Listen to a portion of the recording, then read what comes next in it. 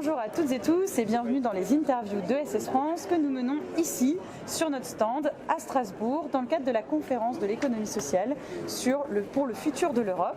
Je suis avec Martin Bobel et Martin, je vais te laisser te présenter.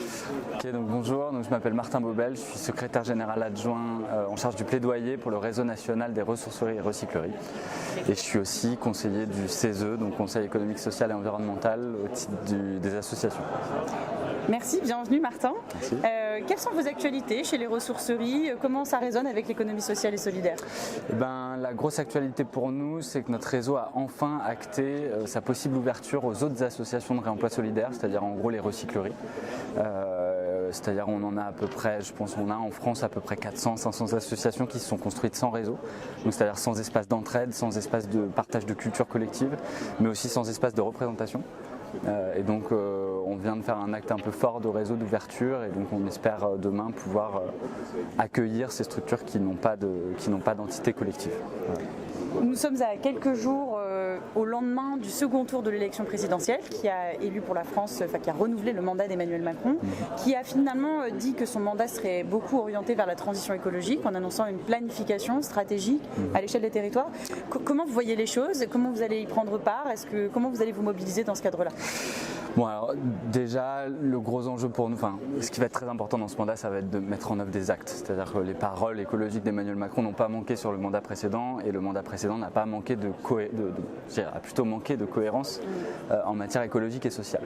Ce qu'on attend évidemment, ça va être un cadre d'organisation de l'État assez clair en matière de gouvernance pour les sujets écologiques et sociaux.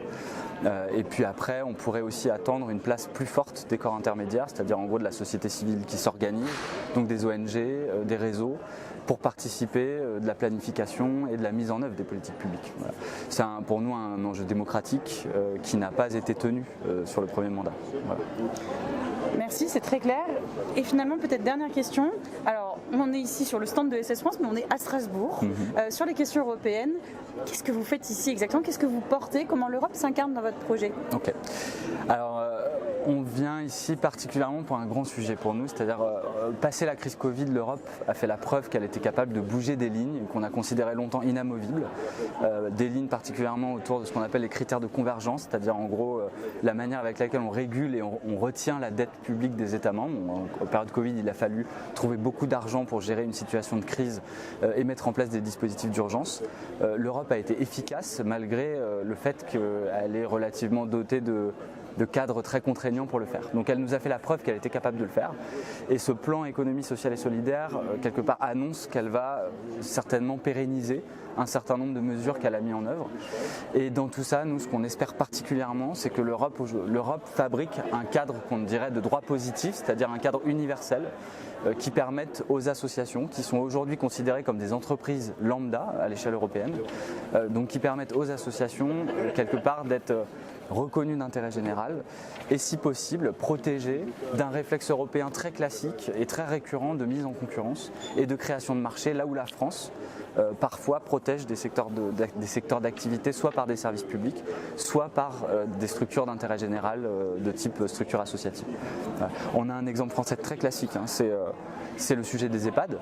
Si aujourd'hui la France a privatisé une grosse partie de l'activité des EHPAD avec des entreprises à but lucratif, c'est quelque part un peu le résultat du logiciel européen qui consistait à l'époque à créer des marchés là où en France on n'en avait pas. Pour notre sujet réemploi, c'est aussi un gros sujet puisque nos associations sont relativement en danger avec l'augmentation des activités marchandes, donc des activités des entreprises privées, de la grande distribution et ainsi de suite. Et notre secteur aujourd'hui a urgemment besoin d'un cadre de protection si on ne veut pas voir disparaître des monuments associatifs de travail social qui utilisent le réemploi des objets pour faire du travail social, de l'éducation populaire et de la vie culturelle en général. Voilà. Merci Martin. Je crois que demain, une contribution des acteurs de la transition écologique sera transmise à la Commission européenne. Elle sera distribuée dans la séance de clôture. Nous avons également ici un village des transitions. Donc la question écologique est au cœur de ce forum. Tout le programme est ici et on vous dit à très vite. Merci beaucoup. Merci.